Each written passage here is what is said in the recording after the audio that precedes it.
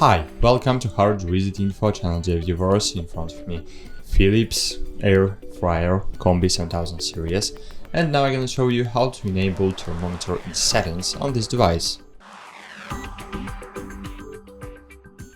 First, of course, you need to scroll your smart ring to find the settings and click OK. Then scroll down and find here food thermometer. Click OK, and here as you can see we have two options, enable and disable. So if you want to enable it, so you need to click enable. Then you can connect your thermometer to the air fryer, and from the other side you need to insert it in your food and it will count your food temperature. That's it. Thanks for watching, like this video, subscribe to our channel, and bye! See you!